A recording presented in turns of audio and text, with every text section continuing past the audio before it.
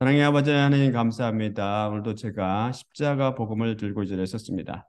주님께서 제게 가르쳐 주신 그대로 제가 또한 전할 수 있도록 인도하시고 듣는 자들도 또한 제가 전하는 복음을 그리스도의 복음으로 하나님의 음성, 우리 주 예수 그리스도의 음성으로 들을 수 있도록 은혜를 내려 주시옵소서. 모든 말씀 우리 주 예수 그리스도 이름으로 기도드리옵나이다. 아멘. 자, 그러면 처음 슬라이드 볼 때 본문 말씀 읽을 때 다 일어서 주시기 바랍니다. 이건 본문 말씀 두 슬라이드 되는데 처음 슬라이드 먼저 읽겠습니다. 다 일어서 주세요. 그러자 그들이 이것들을 듣고 있을 때 그분께서 예루살렘에 가까이 오셨고 또한 그들이 하나님의 왕국이 즉시 나타나게 될 것으로 생각하므로 비유를 더하여 말씀하셨느니라. 그러므로 그분께서 말씀하셨으니 어떤 고상한 사람이 자신에게 왕위를 받고 돌아오기 위해 먼 지방으로 가게 되었느니라. 그래서 자신의 열 노예들을 부른 후 그들에게 열 문화를 주고 그들에게 말했으니 내가 오는 동안 장사를 하라. 그러나 그의 시민들이 그를 미워하고 있어서 그의 뒤에 대사를 보내며 이르되 우리는 이자가 우리들 위에 왕으로 다스리는 것을 원하지 아니하나이다. 그리고 그가 왕위를 받고 돌아왔을 때 그것이 일어났으니 그가 은을 준 이들이 장사하며 무엇을 얻었는지 알고자 하여 이 종들이 그에게 소환되기를 말했느니라. 그러자 첫째가 이르되 주님 여기 당신의 문화인데 제가 열 문화를 더 벌었나이다. 그러자 그가 그에게 말했으니 잘했다 선한 노예야. 가장 작은 것에 내가 맡겼으니 열 도시 위에 고난을 가지라. 그러자 둘째가 와서 이르기를 여기 당신의 문화인데 주님 제가 다섯 문화를 산출했나이다.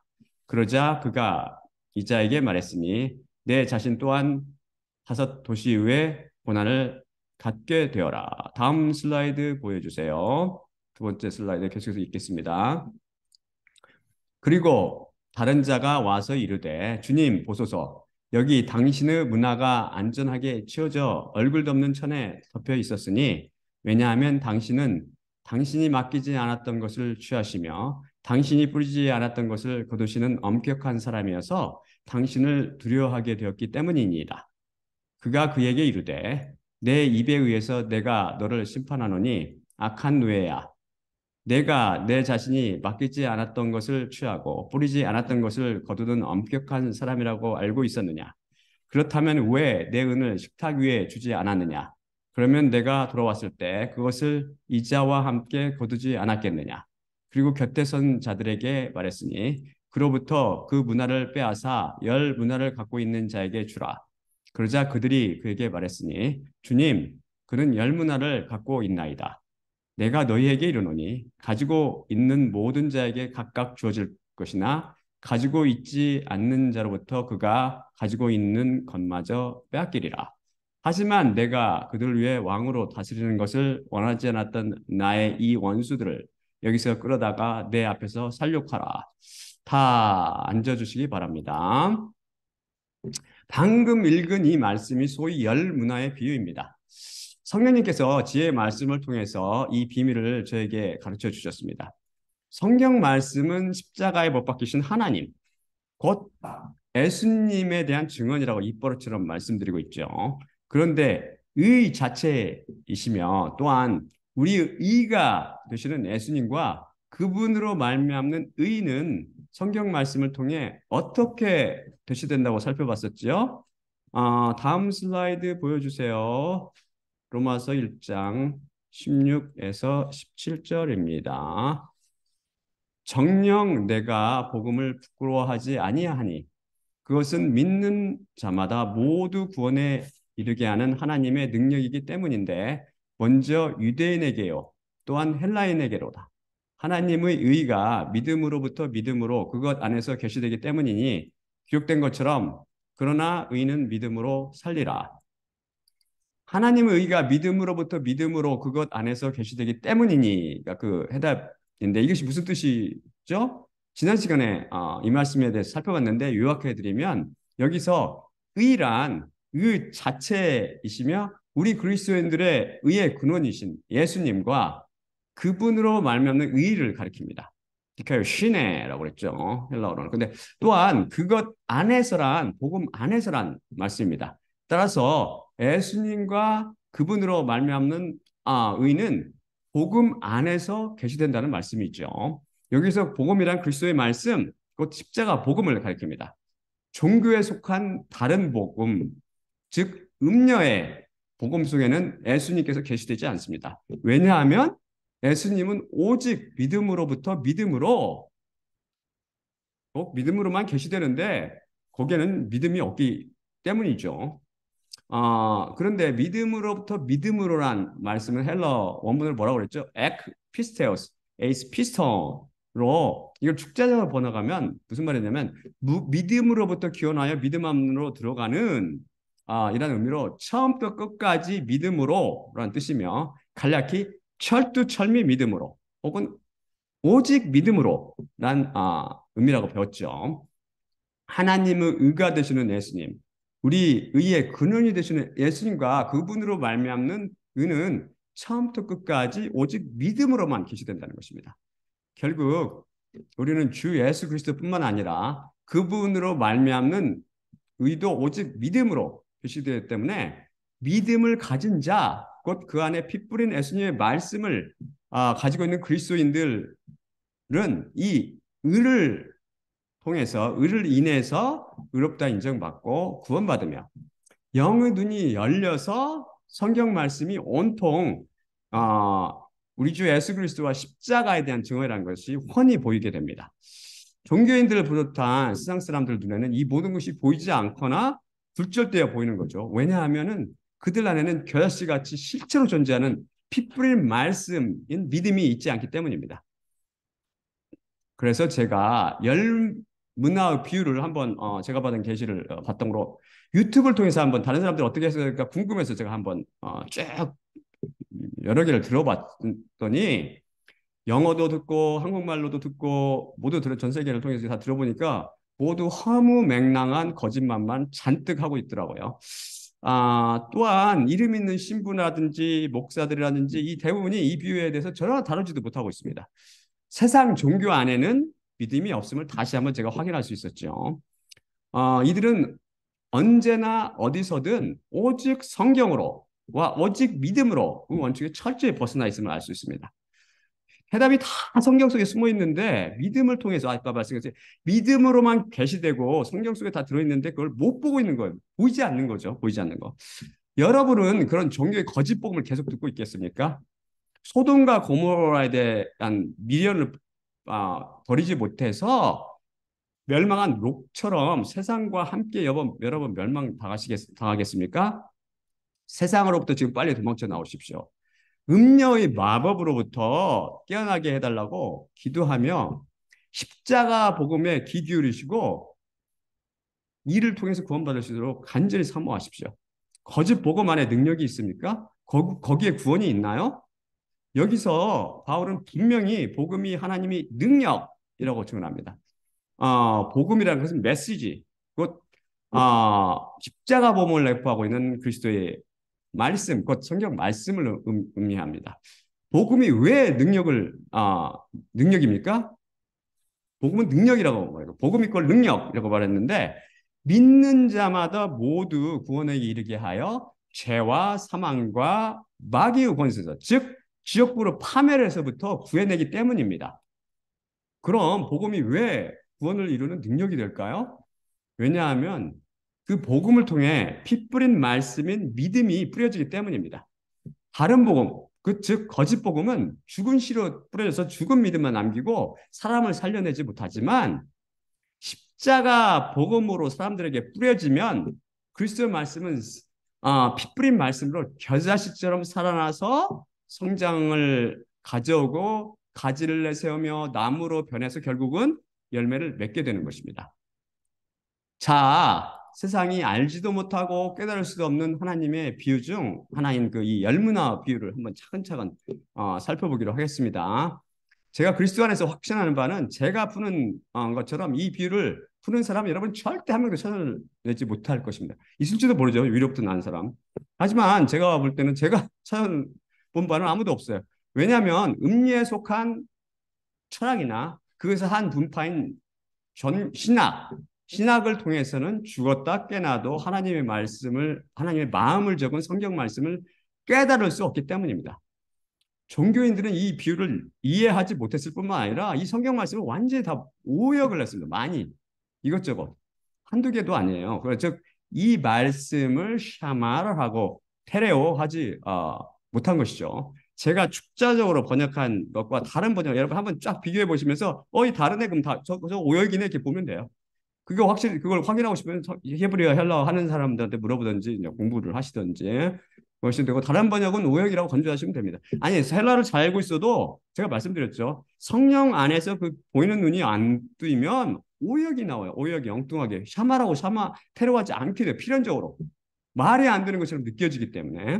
하지만 저도 마찬가지입니다. 저 안에 계신 하나님이신 성령님께서 제게 계시를 해주시지 않는다면 저 자신도 절대 이 비밀을 깨달을 수가 없죠. 그분께서는 제게 피 뿌린 말씀인 믿음과 지혜의 말씀을 주시고 그것을 통해서 이 비밀을 계시해서 깨닫게 해주셨습니다. 계시란 말을 쓰면 자꾸 계룡산 이단 괴수를 떠올리는 분이 있을지 모르겠는데 성경 말씀은 로마서 1장 17절을 비롯해서 성경 말씀이 이 단어를 많이 쓰고 있습니다. 저는 그대로 성경 말씀을 쓸 뿐이에요. 이 비유를 간략히 요약하면 어떤 고상한 사람이 먼 지방으로 왕위를 받으러 떠나게 되었는데 떠나기 전에 자신의 10노예를 불러서 각 은 한 문화씩을 나눠주면서 장사하라고 이르죠. 그가 떠나자 그의 시민들이 그를 미워해서 그 뒤에 대사를 보내서 우리가 이자가 우리들을 위해 왕으로 다스리는 것을 원하지 않습니다. 라고 그 고상한 사람에게 왕위를 줄 그 왕에게 탄원합니다. 그 고상한 사람이 이제 왕위를 받고 돌아와서 10문화를 나눠준 노예들이 그가 준 그 은을 가지고 각각 장사하며 무엇을 벌었는지 보고하게 하지요. 첫째 노예는 그때 뭐라고 그래요? 와서 한 문화로 제가 10문화를 더 벌었다고 합니다. 토탈 열이 된 게 아니고 11문화가 된 거예요, 사실. 이런 거를 비롯해 많은 오역이 난무하죠. 한 문화로 10문화를 더 벌었다고 이제 보고합니다. 여기 원문에 따르면. 그러자 뭐라고 그래요? 선한 노예야 라고 칭찬하며 그에게 10도시를 다스리는 권한을 수여합니다. 둘째 노예는 어떻게 돼요? 한 문화로 5문화를 더 벌었다고 말했고 그에게 또 5도시의 권한을 줍니다. 그런데 다른 노예는 뭐라고 그래요? 말하기를 주인이 맡기지 않았던 것을 취하며 뿌리지 않았던 것을 거두는 엄격한 사람이어서 그를 두려워하여 한 문화를 얼굴 덮는 천에 덮어 그대로 감춰두었다고 보고하지요. 이에 주인이 뭐라고 그래? 그 노예를 악한 노예라고 그러죠.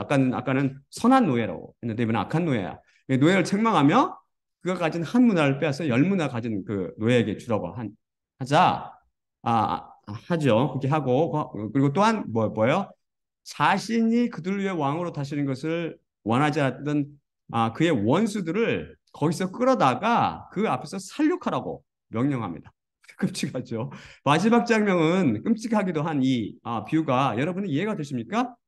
성경 말씀은 예수님과 십자가에 대한 증언이라는 진리와 지금 우리가 믿음에 대해서 공부하고 있다는 것을 힌트로 한번 생각해 보시겠습니까? 그리고 성령님께서 주신 제가 계시해 주신 해답과 정답과 한번 비교해 보시기 바랍니다. 먼저 여기서 어떤 고상한 사람, 그래서 고상한이라는 헬라어는 유게네스라고 우리가 85강에서 살펴봤습니다. 베레아에 있는 사람들은 데살로니가 사람보다 더 고상하여 했을 때 이때 바로 이 단어를 썼죠. 유게네스.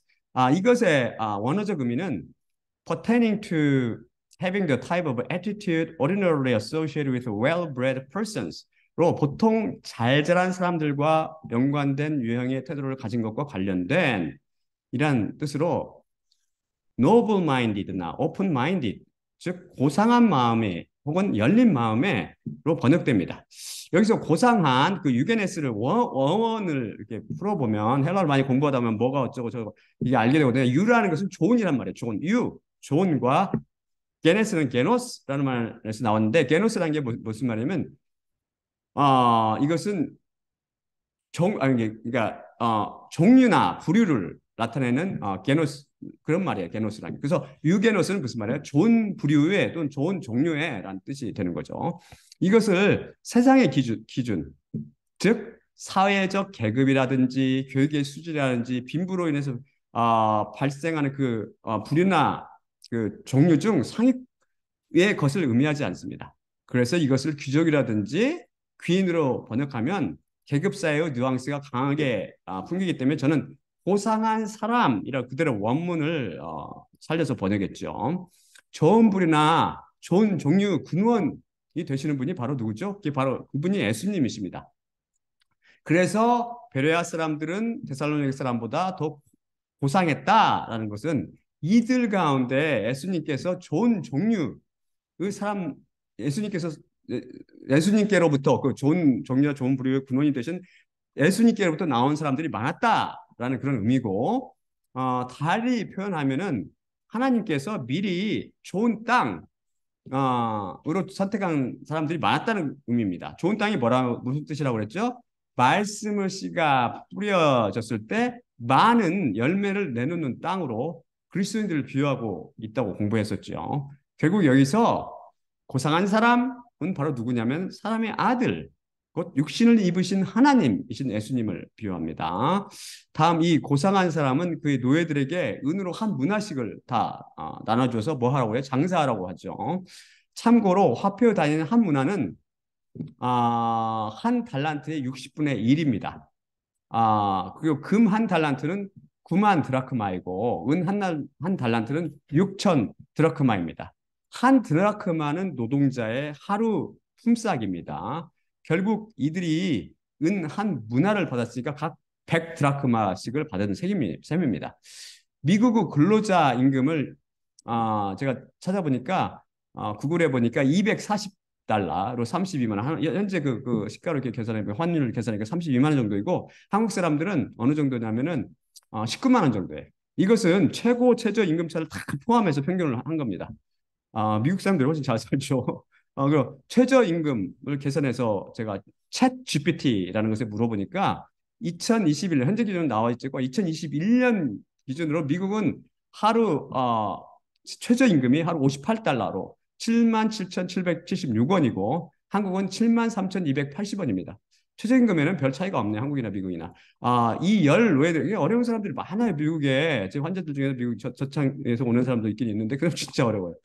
이 열 노예들에게 이 주인은 각 730만 원 내지 3,200만 원 정도 돈을 맡기고 떠난 것으로 생각됩니다. 여기서 계산하기 쉽게 최저임금을 택하여 이걸 계산해 보면 최저임금 그게 한 7만 원으로 가정합시다. 그러면은 각 700만 원씩을 받은 거죠. 각 노예들이. 그들이 그러면 얼마의 이윤을 남겼죠? 첫째 노예는 7천만 원, 10배 7천만 원 플러스 자기가 받은 700만 원 합쳐 7,700만 원이 되었고 왕이 돌아올 때 둘째는 3,500만 원, 5배니까 3,500만 원 플러스 자기가 받은 700만 원 합쳐 4,200만 원이 되었습니다. 다른 노예는요 700만 원을 그대로 얼굴 덮는 천으로 쌓아서 덮어두었습니다. 장사도 하지 않았고 한 푼의 이윤도 남기지 않았죠. 그들이 똑같이 한 문화를 받았는데 왜 이런 엄청난 차이가 발생했을까요? 이것이 바로 이 비유가 말씀하고 있는 바입니다. 첫 두 노예는 열심히 주인에게 충성할 양으로 밤낮 자지 않고 쉬지 않고 피땀 흘려 일했고 다른 한 노예는 탱자탱자 뒹굴거리며 먹방만 보거나 TV 연속극이나 컴퓨터 게임만 하며 놀았나요? 이것에 대한 해답은 주인이 노예에게 한 말을 살펴보면 얻을 수 있습니다. 이에 대한 해답을. 한 문화로 열 문화를 만들어낸 첫 노예에게 그 주인이 뭐라고 말했습니까? 잘 행했다 선한 노예야. 가장 작은 것에 내가 맡겼으니 열 도시 위에 권한을 가지라입니다. 먼저 주인은 그에게 선한 노예라고 부릅니다. 선하다는 헬라어는 우리가 전에 살펴본 적이 있는데 아가토스란 말이거든요. 여기에 크게 두 가지의 의미가 있는데 여기서는 pertaining to meeting a high standard of worth and merit으로서 가치와 장점의 높은 기준을 충족하는 것과 관련된 그리고 간략히 good, 좋은이나 선한의 뜻입니다. 사실 이런 의미로 쓸 때는 오직 하나님께만 쓸 수 있어요. 이 단어 아가토스라는 단어가. 왜냐하면 하나님께서 세우신 그런 가치와 장점의 그 높은 기준을 충족하는 존재는 우주상에서 오직 하나님 한 분만 계시기 때문이죠. 그런데 이 주인은 이 노예에 불과한 이자에게 하나님께만 쓸 수 있는 이 거룩한 이 고귀한 단어인 아가토스를 썼어요. 왜 그랬을까요? 주인으로 비유되는 예수님께서는 노예로 비유되는 노예에 불과한 그런 그리스도인들을 선하다라고 간주해 주시기 때문입니다. 어찌 그러실 수가 있죠? 왜 우리를 선하다고 불러지? 저지는 죄인을 왜 주님께서 저를 선하다고 왜 부르시죠? 그것은 그분 자신의 피를 통해서 이 노예의 죄가 깨끗이 처리되고 거룩해졌으며 또한 그 노예 안에 거룩한 영, 선하신 영인 성령님께서 찾아오셨기 때문입니다. 바로 질그릇 안에 보배가 찾아오므로 그 질그릇이 보배그릇이라고 불리는 것이죠. 그 다음 구절인 가장 작은 것에 내가 맡겼으니를 아니나 다를까 모든 성경이 다 오역을 했죠. 그래서 제가 종교에는 참 믿음이 없다고 확신하는 것입니다. 이것은 믿음의 기초에 대한 말씀이에요. 기초에 대한 말씀. 믿음의 기초도 모르는 사람들이 고귀한 성경 말씀을 번역하는 것이죠. 그러니 거기 어디에 구원이 있을 수가 있겠어요? 여러분, 헬라어 피스티스 제가 계속 여러 번 반복했는데 피스티가 무슨 뜻인지 알고 계시죠? 피스티스라는 것은 믿음이나 신실로 번역되는데 여기는 중요한 두 가지 뜻이 있습니다. 잘 알고 계셔야 됩니다. 두 가지 뜻이 있다고 제가 65강에서 살펴봤는데 다시 한번 간단히 복습해 드릴게요. 이것을 혼동하면 종교인들이 그랬듯이 엉뚱한 이상한 번역이 나옵니다. 첫째는 that which evokes trust and faith 라는 뜻인데 번역하면 신뢰와 믿음을 불러일으키는 것의 뜻으로 faithfulness and reliability로 신실이나 신뢰할 수 있음으로 번역됩니다. 우리의 하나님께 대한 신뢰와 믿음은 어떻게 하나님의 신실하심에 근거한다고 그랬죠. 하나님께서는 자신의 신실하심을 우리에게 끊임없이 보여주고 가르치심으로써 우리의 믿음을 키워주신다고 배웠죠. 바로 이 신실이라는 단어는 하나님의 속성이며 오직 하나님께만 국한하여 쓸 수 있습니다.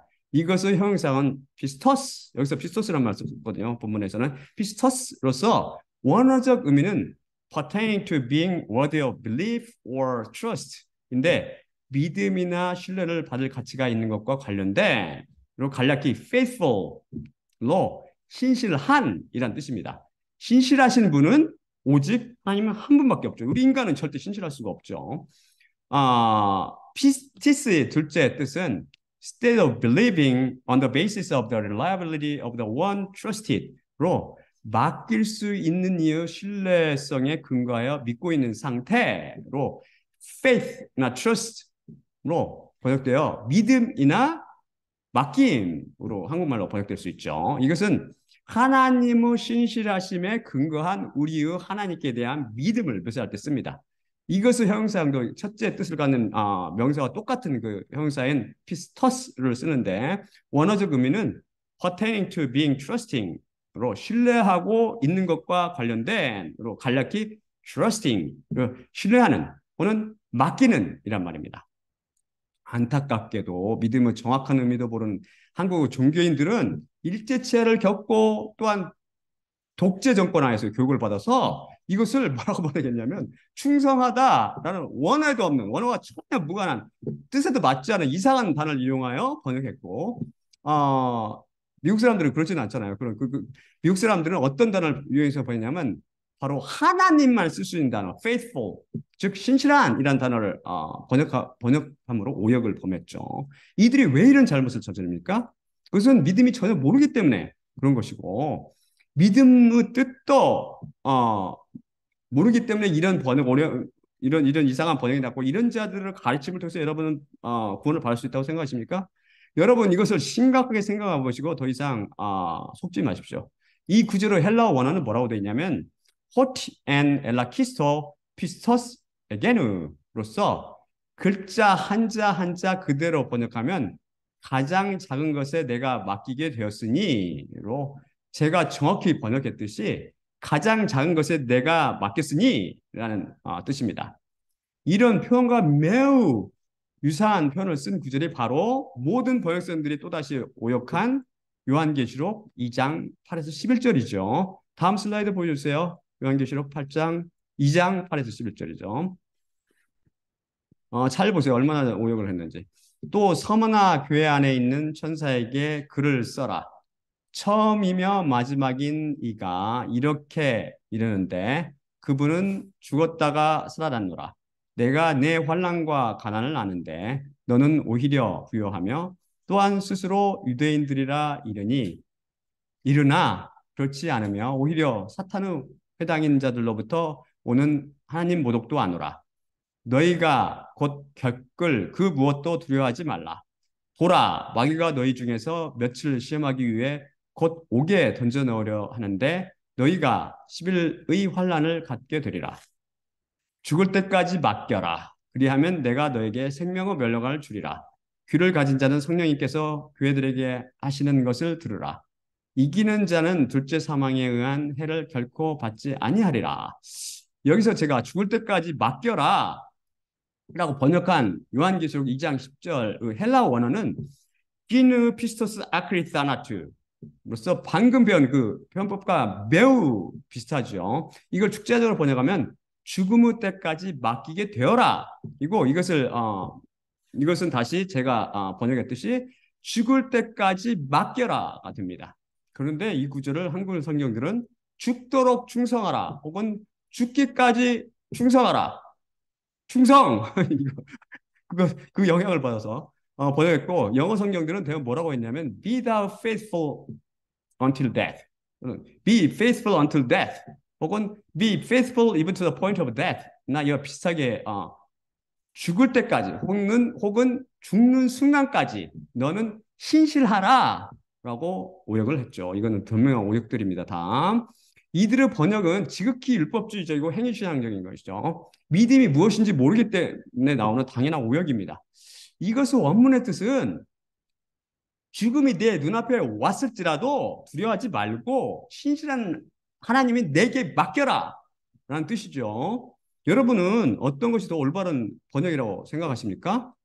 그저 죽는 순간까지도 하나님께 맡기기만 하면 됩니다. 우리 믿음을 가진 우리 믿음의 그리스도인들은 그것을 믿음이라고 부르는 거예요. 그것을 다니엘의 세 친구도 있잖아요. 사드락과 아멘 사드락과 메삭과 아벤느고 이들이 한 것이 바로 이것 아닙니까? 그럼 눈에 보이는 그 느부갓네살 왕 이보다도 그 느부갓네살 왕의 협박과 굴복에 절대 굴복하지 않고 그래서 눈에 보이는 인간들보다는 눈에 보이지 않는 하나님을 더 두려워하고 그분을 신뢰하며 그분께 자기 목숨까지 맡겼던 것이죠. 결과는 어떻게 됐어요? 그 결과는 영생이었죠. 결국 피스티스 첫째 뜻인 신실이나 그것의 형상인 피스터스 신실한이라는 것은 하나님께 대한만 국한하여 쓴다는 것을 반드시 알고 계셔야 되고 이것의 둘째 뜻은 믿음 또한 그것의 형상인 똑같은 피스토스라는 것은 맡기는 혹은 믿는 혹은 신뢰하는 이런 단어는 인간에게만 국한해 산다는 것을 알고 계시기 바랍니다. 다시 열문화의 이야기로 돌아와서 첫째 노예는 가장 작은 것까지도 그 주인의 신실함을 신뢰하고 그에게 맡겼습니다.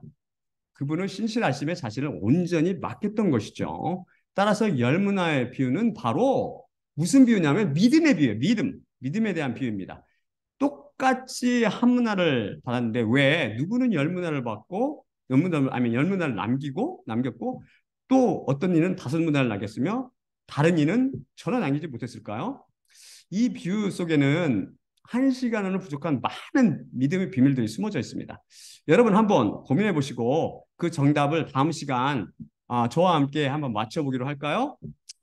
그럼 오늘은 이만 여기서 마치고 다음 시간에 계속해서 마저 마무리 짓도록 하겠습니다. 마지막으로 고린도전서 11장 23에서 26절을 읽고 마치겠습니다. 다음 슬라이드 보여주세요. 내가 너에게 전한 것은 주님께 받은 것이니 곧 주 예수님께서 잡히시던 밤에 떡을 취하시고 감사하신 후 떼어 이르시되 이것은 너희를 위하는 내 몸이니 이것을 행하여 나를 기억하라 하시니라. 식후에 또한 그와 같이 잔을 취하시고 이르시되 이 잔은 내 피로 세운 새 언약이니 이것을 행하여 마실 때마다 나를 기억하라 하시니라. 그러므로 너희가 이 떡을 먹으며 이 잔을 마실 때마다 주님의 죽으심을 그분이 오실 때까지 전파할지니라. 예수님의 몸과 피로 상징되는 떡을 떼며 잔을 마실 때마다 십자가를 통해 우리에게 문화라는 믿음을 통해 믿음을 선물로 주신 예수님만 바라봅시다. 또한 나의 십자가를 기억하고 내가 다시 올 때까지 이를 전파하라고 말씀하신 예수님과 그분의 죽으심을 기억하고 전하며 십자가 복음을 들음으로 예수님께서 여러분께 문화를 선물하시고 그것을 통해 더 많은 문화를 벌어들임으로 예수님은 재림 때 잘했다 순한 노예야 라는 칭찬을 받음으로 받는 그런 믿음의 소유자가 되기를 기도드립니다. 그럼 제가 마지막으로 기도하고 마치도록 할게요. 사랑의 아버지 하나님 감사합니다. 오늘도 저희가 주님의 놀라운 비밀 중에 하나인 열문화의 비밀을 잠깐 살펴봤습니다. 이 속에는 놀라운 믿음의 비밀이 숨겨 있음을 주님께서 계시로 저에게 알려주심을 감사드리고 이 계시의 말씀을 우리가 믿는 주님의 백성 그리스도인들과 함께 나누고자 합니다. 주님께서 제게 깨닫게 해준 것처럼 그들도 또한 이 문화의 비밀을 깨닫게 하옵시고 그를 통해서 참 믿음이 무엇인지를 알게 하옵시며 그 믿음을 통해서 그들도 또한 제가 구원받은 것처럼 동일하게 죄와 마귀와 사망의 권세로부터 구원받고 장차 올 부활을 소망하며 장차 돌아올 귀환할 우리의 왕을 기다리며 우리가 믿음으로 하루하루 살 수 있도록 인도하여 주시옵소서. 모든 말씀 우리 주 예수 그리스도의 이름으로 기도드립니다. 아멘. 아멘.